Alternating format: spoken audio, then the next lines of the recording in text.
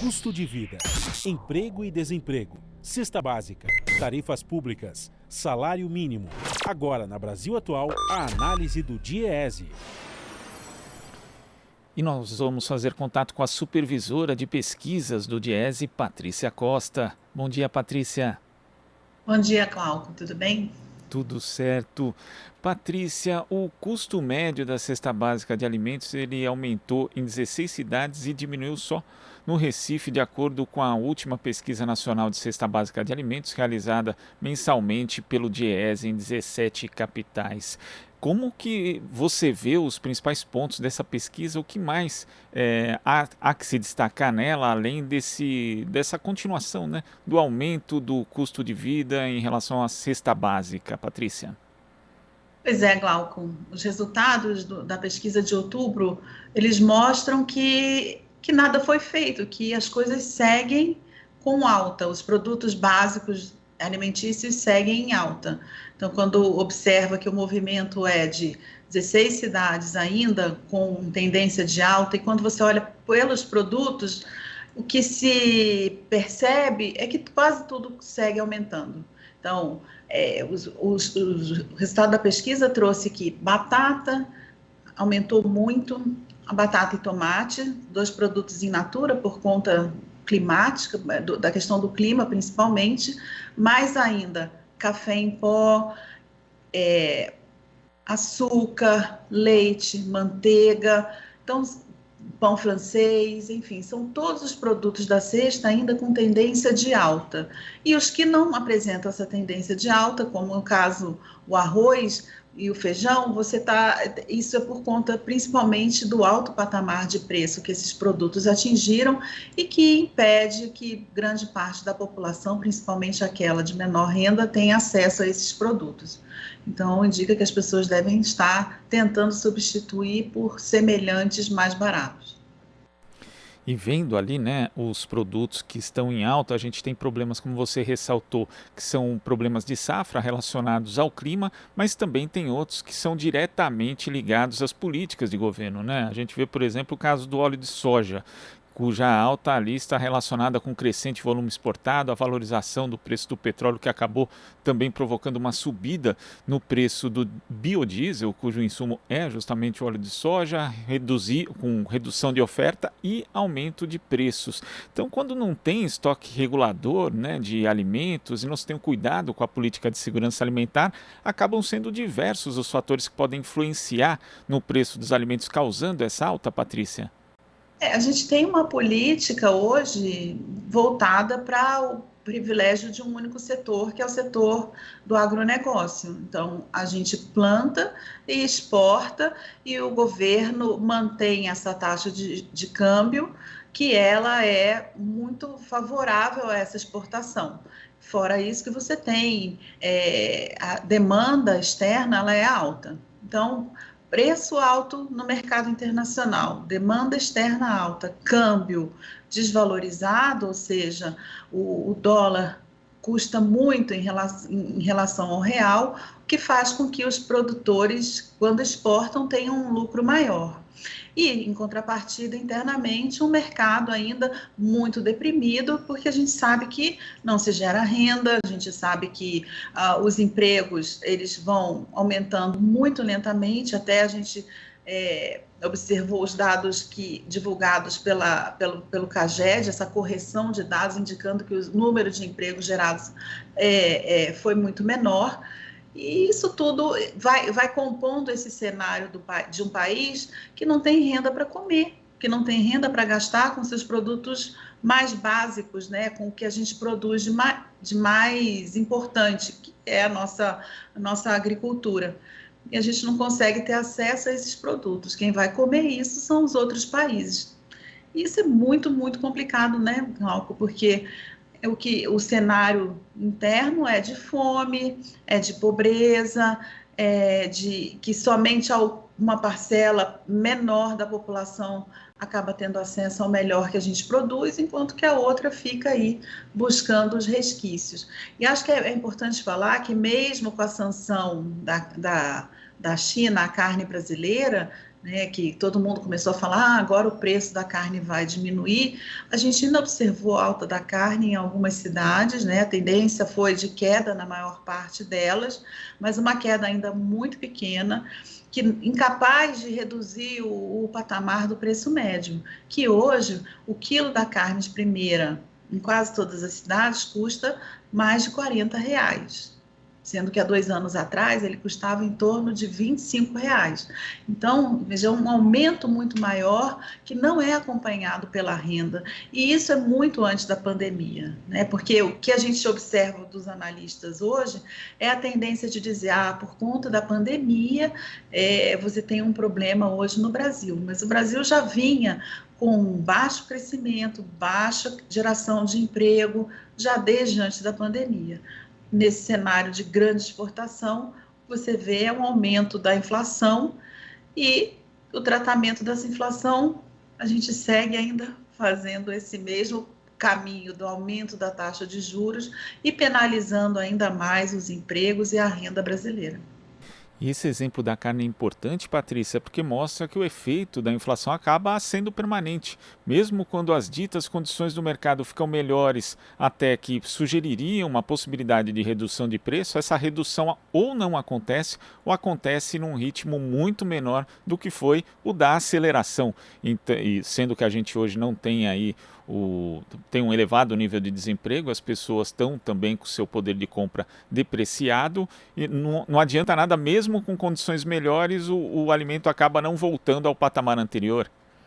Ele não volta, e porque principalmente no caso específico da carne e do leite, o produtor ele tem custos muito altos, por conta até dessa questão da exportação. O milho e a soja, como eles estão sendo exportados em grande volume, então fica muito caro para o produtor comprar essa alimentação do gado, tem ainda o comprometimento das pastagens por conta da estiagem, então você tem uma pressão no lado do custo muito grande. Então, mesmo que nesse momento sobre carne, a margem para queda de preço é muito pequena, porque senão o produtor começa a ter prejuízo, né? Então, tá tudo, precisa uma ação política maior, de longo prazo, porque não dá para deixar o mercado funcionando ao bel prazer. Não dá, porque aí o que acontece é exatamente o que a gente observa hoje. Vai tudo para fora, porque o lucro é maior e internamente não tem. Então, você precisa ter políticas agrícolas de estoques reguladores, um investimento sistemático em agricultura familiar, porque ela sim é capaz de alimentar uma parcela expressiva da população, porque a gente já observou isso no passado. As pessoas saíram do mapa da fome porque elas tinham renda por conta dessa agricultura e elas tinham também uma diversificação de produtos de qualidade. Então, não dá para abandonar a questão agrícola e deixar, olha, o PIB está crescendo, o PIB da agricultura está crescendo, porque quando você observa os efeitos desse crescimento dentro do país, eles acabam sendo nocivos, porque não tem nenhuma, a população brasileira não se beneficia desse crescimento. E tem um aspecto aqui do levantamento do Diese também, Patrícia, que mostra que, com base na cesta mais cara, que em outubro foi a de Florianópolis, o salário mínimo necessário deveria ser equivalente a R$ 5.886,50. O governo ainda está definindo a implantação do chamado Auxílio Brasil, que daria menos de 10% desse valor, e só para 17 milhões de famílias, quando nós sabemos que outras dezenas de milhões de famílias deixaram de receber o auxílio emergencial e são famílias que não estão aptas para receber o Auxílio Brasil. Então, além de ser um valor insuficiente, né, o desse Auxílio Brasil, ele chega a muito menos gente do que deveria. No caso que a gente tem hoje de uma verdadeira emergência social, seriam necessárias iniciativas muito mais ousadas desse ponto de vista, justamente para minorar, né, os impactos dessa crise socioeconômica que o Brasil tem hoje, Patrícia. Sim, esse valor ele é insuficiente, aí, Glauco, eu faço uma ressalva, esse valor de R$ 700, ou em Florianópolis, 696 em São Paulo, ele é um valor de cesta individual, ele não é um valor de cesta familiar. Tá? Então, assim, todo mundo acha que esse valor é uma cesta para uma família de 4 pessoas e não é. Então, veja, para uma pessoa comer bem, com qualidade, gasta-se quase R$ 696. E por isso que o salário mínimo necessário, ou seja, o valor de referência para o bem-estar familiar, chega quase a R$ 6.000, né? 5.880. Então, veja, a proposta de um auxílio de R$ 400, ela é importante, mas a gente precisa olhar para isso. O que é esse valor? Esse valor, primeiro, é uma reposição de inflação do Bolsa Família, que não acontecia desde 2018. Então, a gente está repondo a inflação. E ainda mais que a gente veio observando que no último ano, nos últimos 2 anos, o Bolsa Família foi restringindo a entrada das famílias. Então, você tem um menor número de famílias atendidas, o benefício está sendo reajustado. É louvável, mas precisa-se fazer muito mais. Há que intervir, como eu já disse antes, na questão da política agrícola, mas também na questão do salário mínimo. Porque o salário mínimo, o piso mínimo vigente no Brasil, ele vem sendo reajustado abaixo da inflação. Ele não é capaz de acompanhar o valor que se tinha antes, não é capaz de comprar os mesmos alimentos. Então, se você vai dar um reajuste do salário mínimo abaixo da inflação, você nem vai conseguir fazer com que ele mantenha seu poder de compra. Então, é preciso pensar em outras políticas, e aí eu acho que a retomada da política de valorização do salário mínimo é muito importante nesse contexto. Como eu disse antes, tratar a inflação com aumento de juros como se o problema estivesse na demanda, né? Ou seja, porque a gente, quando se trata a inflação com juros, você está dizendo para o mercado, para as pessoas, economiza dinheiro, não gasta. Mas quem é que está economizando? A classe mais alta, porque a classe mais baixa não está economizando, pelo contrário, o dinheiro não cabe nos gastos. Então, aumento da taxa de juros nesse momento, você agrada ao setor financeiro, agrada a um determinado grupo de pessoas, mas você não resolve o problema da população brasileira.